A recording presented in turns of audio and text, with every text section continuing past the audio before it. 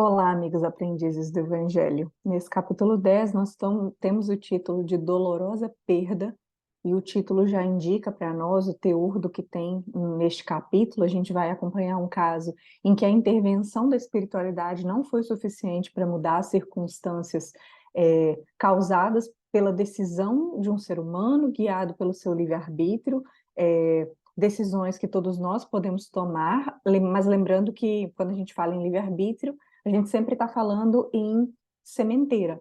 Então, nós sempre colheremos os resultados dessas decisões que nós tomarmos. E nesse caso aqui, a decisão não foi uma decisão alinhada com a proposta divina.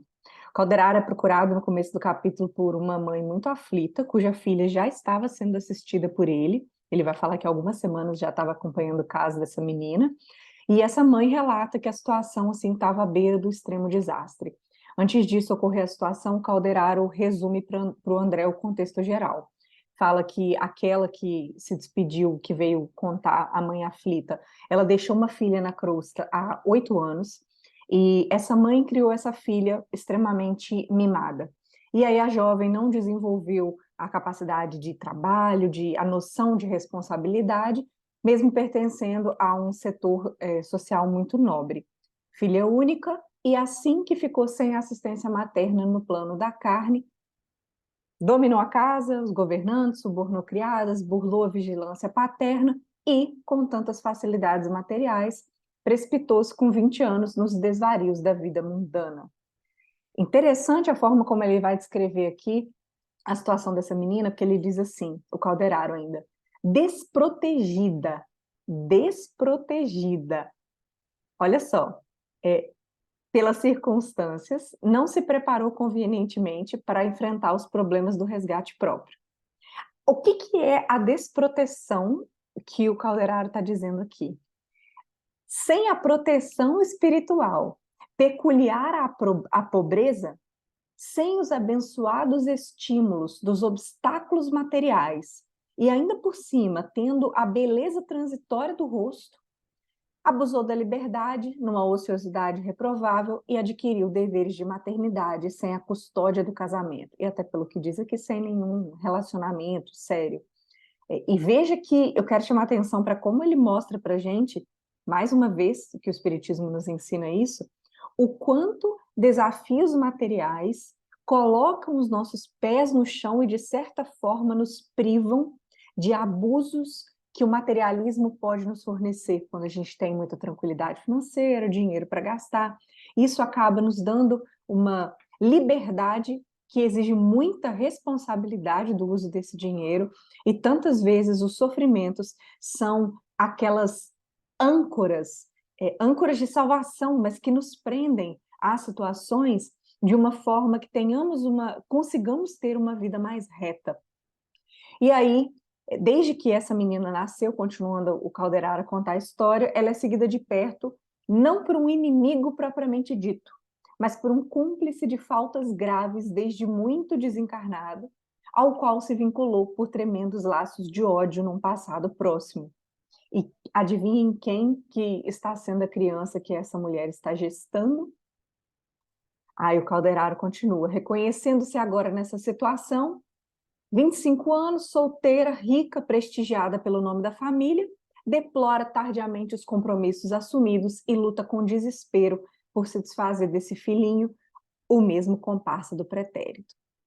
Esse infeliz, por outro lado, vejam, esse que acompanha ela, desencarnado, que acompanha desde criança, pelos laços aí de ódio, e enfim, e comparsa mesmo que foram no passado, por acréscimo de misericórdia divina, busca aproveitar o erro da ex-companheira para a realização de algum serviço redentor com a supervisão dos nossos maiores. E aí o André se assusta um pouco, porque sabendo que a reencarnação, diz ele, constitui sempre uma bênção que se concretiza com a ajuda superior, ele ficou confuso com relação àquela gravidez espontânea que tinha vindo, aquele inimigo, enfim, e o Calderaro reforça. Deus é Pai amoroso e misericordioso, amoroso e sábio, aliás, que sempre nos converte às próprias faltas pega os nossos erros e converte em remédios amargos que nos curem e nos fortaleçam. Foi assim que Cecília, essa menina, essa demente que ele chama, que vamos visitar, recolheu da sua leviandade o extremo recurso capaz de retificar-lhe a vida. Então, mesmo com o erro de adquirir a gravidez de um jeito irresponsável, veio ali a salvação, porque ela se vincularia novamente a uma pessoa que havia débitos passados, um comparsa que agora estava buscando a realização de alguma coisa superior na Terra, inclusive com a ajuda dela. Eles iriam enfrentar juntos, né, todos os desafios daí da sociedade. Mas a infortunada criatura, continua Calderaro contando, reage ferozmente ao socorro divino com uma conduta lastimável e perversa. Ele está cooperando nos trabalhos de assistência a ela de algumas semanas para cá, em virtude das reiteradas e comoventes intercessões maternas junto aos superiores. Só que o Calderaro praticamente não tem esperança de uma reabilitação. Diz ele, e essa frase é muito importante, essa explicação: os laços entre mãe e filho são de amargura e de ódio. Isso compõe energias desequilibrantes. E esses vínculos traduzem uma ocorrência, ou seja, causam uma situação em que o espírito feminino precisa se recolher no santuário da renúncia e da esperança, se pretende vitória, se pretende que essa gravidez se concretize e dê certo. Exige um esforço da mãe, até para lutar com todos esses sentimentos que vêm à tona, dada a ligação da mulher com a criança. Para isso, para nivelar esses caminhos salvadores, continua ele, e aperfeiçoar sentimentos, o Supremo Senhor criou o veludoso ninho do amor materno. Só que, quando a mulher se rebela, como é o caso dela, insensível às vibrações da inspiração divina, é difícil, senão impossível, executar esse programa planejado. A infortunada criatura, dando asas ao condenável anseio, buscou aí vários médicos que pudessem satisfazer o criminoso intento, o aborto, só que eram médicos amparados pela espiritualidade e se negaram a fazer isso. Só que aí ela se valeu de drogas venenosas que vem abusando intensivamente. A situação mental dela, completa ele, é de lastimável desvario. E alguns instantes depois eles estavam lá no aposento confortável e perfumado, porque estamos falando aqui de uma família rica, e ele encontra estirada no leito uma jovem mulher que se debatia em convulsões. Ao seu lado, a entidade materna desencarnada, velando por ela, e uma enfermeira terrestre, dessas, olha o comentário do André, que a força de presenciar catástrofes biológicas e dramas morais se tornam menos sensíveis à dor alheia. Então ali está fazendo o trabalho dela, enfim, assistindo essa Cecília, de certa forma. E a genitora, recebendo eles, fala: ajudem, né, por piedade. A minha presença aqui se limita a impedir o acesso de elementos perturbadores que prosseguem implacáveis em ronda sinistra. Então, entidades inferiores que estavam ali querendo penetrar o ambiente para piorar ainda mais a situação. E o André descreve que a paisagem orgânica era das mais comoventes. Ele, inclusive, se nega a fazer relatos. Ele diz: a compaixão fraterna vai nos dispensar da triste narrativa referente ao embrião prestes a ser expulso. Cabe-nos apenas dizer que a situação da jovem era impressionante e deplorável. E ele descreve o organismo em total desarmonia. E falando da casa mental, eu destaquei essa parte, ele fala nos lobos frontais, tudo escuro, no córtex, que é o segundo andar, perturbação, e só nos gânglios basais que havia extrema concentração de energias mentais, que é o primeiro andar, que é o porão da individualidade, fazendo-me, diz o André, fazendo-me perceber que a infeliz criatura se recolheu no campo mais baixo do ser. E da mente dela desciam estiletes escuros que afetavam a organização embrionária que tinha 4 meses, o feto. O quadro era horrível de ver, se continuou descrevendo o André. E buscando sintonizar com a enferma, ele ouvia as afirmativas no campo do pensamento dela, e ela dizia assim: odeio esse filho intruso que não pedia a vida, vou expulsá-lo. E a mente do filho, em processo de reencarnação, como se fora violentada num sono brando, suplicava chorosa. O André conseguia perceber o pensamento do feto. Poupa-me, quero acordar no trabalho, quero viver e reajustar o destino, ajuda-me, resgatarei minha dívida, pagar-te-ei com amor, não me expulses, tem caridade. E ela, relutante: nunca, amaldiçoado sejas, prefiro morrer a receber-te nos braços. envenenas minha vida, perturbas-me a estrada, detesto-te, morrerás. E os raios continuavam descendo. Então, isso que a gente acompanhou foi a percepção do André em um diálogo mental entre a mãe e o feto. Afinal, dois espíritos que estavam ali prestes a, idealmente, serem uma mãe e um filho. E o Calderaro pergunta para o André, você está entendendo a extensão da tragédia? E aí, nesse instante, a Cecília se dirigiu com muita firmeza à enfermeira, dizendo, eu estou muitíssimo cansada e exijo a intervenção nessa noite. E ela ainda surpresa, mas assim nesse estado, tentando ponderar. E ela, muito definida do que queria, disse, não quero adiar essa situação. Os médicos se negaram a fazê-la, mas eu conto com a sua dedicação. Meu pai não pode saber e eu odeio essa situação, que terminantemente eu não conservarei. Calderaro colocou a destra na cabeça dessa enfermeira tentando inspirá-la e ela procurou, ela atendeu de certa forma, porque ela falou, tentemos algum repouso, Cecília, você vai modificar esse pensamento. E apesar da Cecília ter respondido com muito mau humor, que falou que a resolução dela era inabalável, e exigia a intervenção naquela noite, ela conseguiu tomar um cálice sedativo e era o que o Calderaro queria, porque conseguiu desligar ela parcialmente do corpo físico. O Calderaro aplicou fluidos magnéticos na região do aparelho visual dela para que ela pudesse ver, embora imperfeitamente, e viu a mãe também e contemplou admirada, mas enquanto a mãe se debulhava em prantos, a filha ficou impassível aqui na descrição do André, só assustada mesmo por estar vendo a mãe. E a mãe abraçou a ela desesperada e falou ansiosa. Tudo tentando reverter esse panorama, né? Tentando convencer a filha nesses momentos de desprendimento a tirar essa ideia fixa do aborto. E ela vai falar algumas coisas assim, reconsidera sua atitude mental e harmoniza com a vida. Por piedade, ouve-me. Não te precipites nas trevas quando a mão divina te abre as portas da luz, porque a criança era uma nova oportunidade. Nunca é tarde para recomeçar, Cecília, e Deus, em seu infinito devotamento, transforma as nossas faltas em redes de salvação.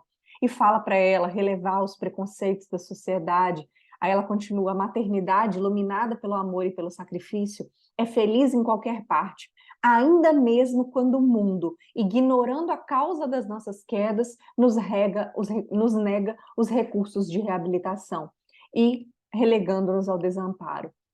Fala também que ela optou por um caminho irresponsável, mas que sempre era tempo de recomeçar, mesmo que os pais, os parentes, a sociedade amaldiçoassem ela. Aí mais para frente ela vai falar: não será melhor a coroa de espinhos na fronte do que o monte de brasas na consciência?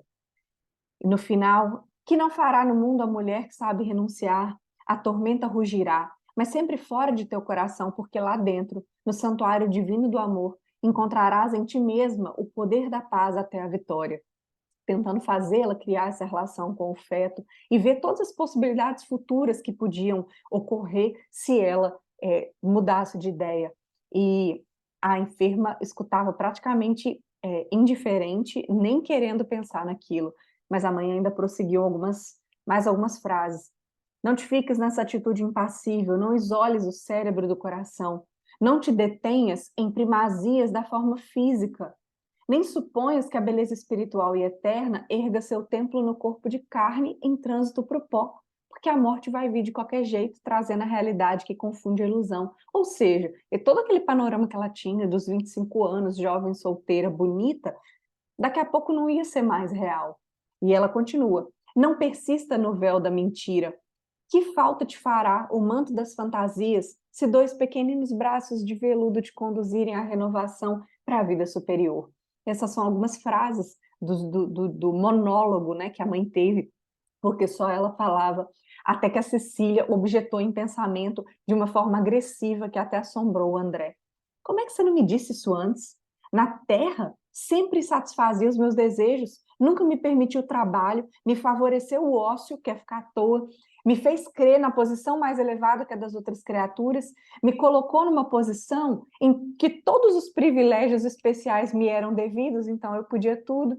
Não me preparou, enfim. Estou sozinha com um problema atribulativo. Não tenho agora coragem de humilhar-me. Esmolar serviço remunerado não é o ideal que me deste. E enfrentar a vergonha e a miséria será para mim pior que morrer. Não, não. Não desisto. Nem mesmo a tua voz, que a despeito de tudo ainda amo. É-me impossível retroceder.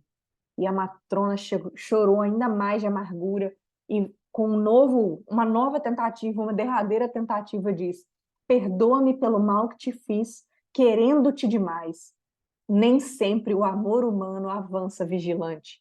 Nem sempre, mesmo colocando boa vontade, a gente acerta. Porque nós, cada um de nós, e essa mãe também traz as suas inferioridades, traz os seus desafios.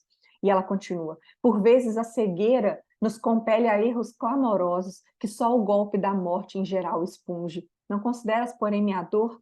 Eu reconheço minha participação indireta no seu infortúnio de agora, mas entendendo agora a extensão e a delicadeza dos deveres maternos, eu não desejo que você venha colher espinhos no mesmo lugar onde eu colho os resultados amargos da minha imprevidência.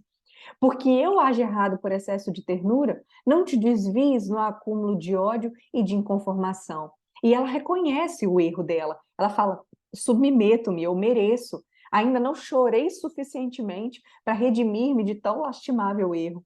Todavia, eu confio em ti, esperando que não te suceda o mesmo na áspera trilha da regeneração. Mas para o final, ela pede: retorna, minha filha, a ti mesmo. Ainda é tempo. A enferma, contudo, fez um esforço gigantesco para voltar para o corpo de carne. E aí não teve jeito, se desvencilhou da influência pacificadora do calderaro, acordou de forma gritando, com gritos roucos ainda, já chamando pela enfermeira, e o calderaro avisou, né? Infelizmente, minha amiga, o processo de loucura por rebeldia parece consumado. Agora a gente precisa confiar ela ao poder da suprema proteção divina. Aquela coisa assim. Agora é só esperar que ela fique protegida por Deus, a gente não tem mais o que fazer. E a doente, dirigindo-se à enfermeira, fala: não posso mais, não suporto. A intervenção agora. Eu não quero perder um minuto. Tive um pesadelo horrível. Sonhei que minha mãe voltava da morte e me pedia paciência e caridade. Não, não, irei até o fim. Preferirei o suicídio, afinal.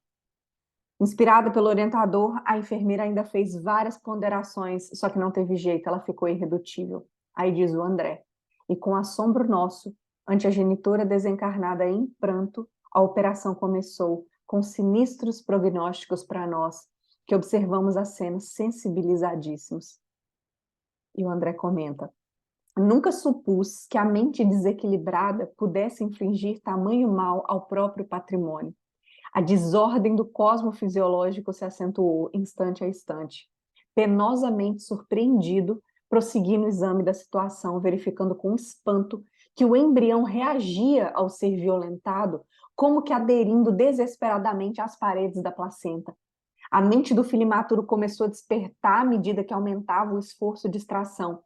E os raios escuros agora não partiam só do encéfalo materno, também partiam da organização do embrião, estabelecendo ainda maior desarmonia. Depois de longo e laborioso trabalho, diz o André, o entezinho foi retirado afinal. Mas, olha que descrição intensa. Assombrado, reparei, todavia, que a ginecologista improvisada, essa enfermeira, subtraía do corpo dela só uma pequena porção de carne inânime, carne morta, porque a entidade reencarnante, o espírito, como se mantivessem atraída ao corpo materno forças vigorosas e indefiníveis, oferecia condições especialíssimas à Deza, presa ao campo celular que a expulsava. Semi-desperta, num atro pesadelo de sofrimento, refletia extremo desespero. Lamentava-se com gritos aflitivos, expedia vibrações mortíferas, balbuciava frases desconexas, e o André se questionava: não estaríamos ali perante duas feras terrivelmente algemadas uma à outra? O filhinho que não chegara a nascer transformara-se em perigoso verdugo do psiquismo materno.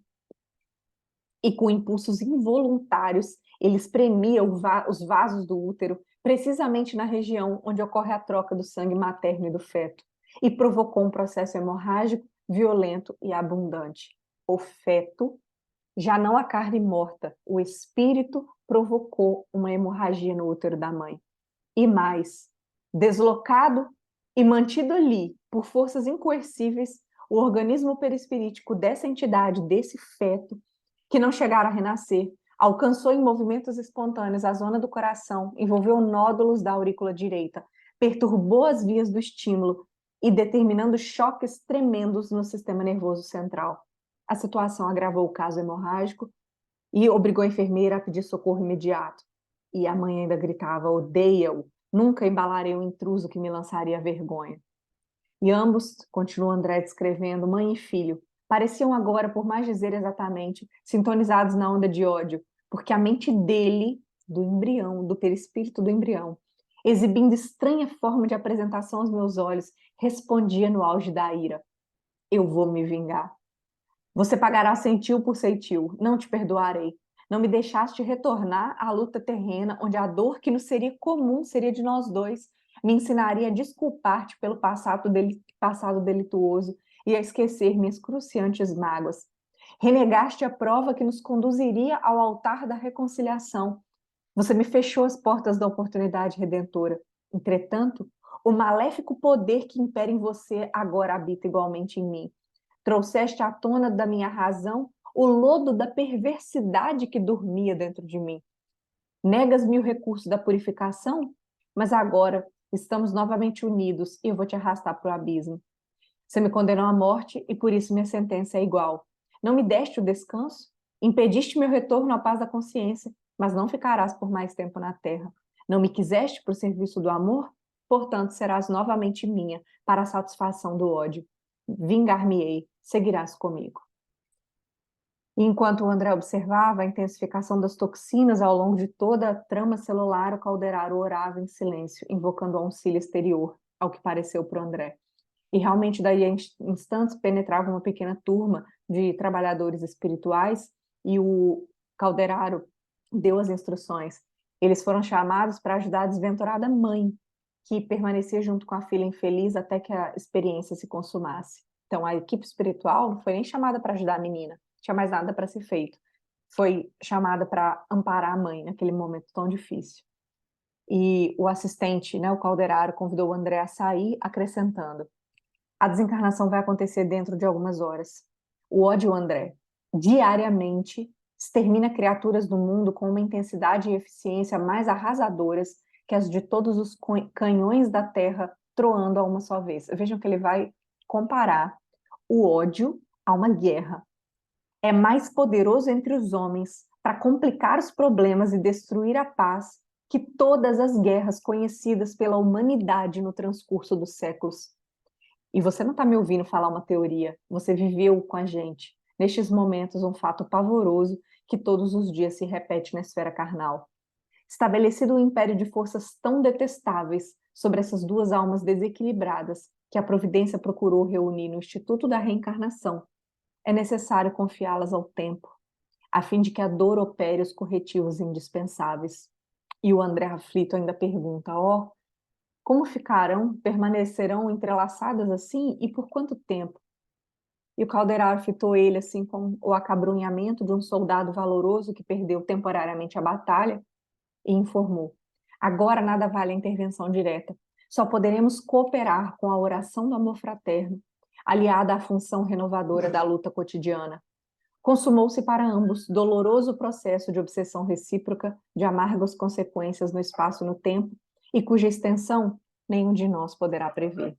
Que esse capítulo sirva para a gente, mais uma vez, como a bandeira que o Espiritismo traz, de aborto não deve ser feito, aborto é um crime, aborto, uma reencarnação nunca é por acaso, e a o vínculo entre mãe e filho se dá desde o momento da concepção.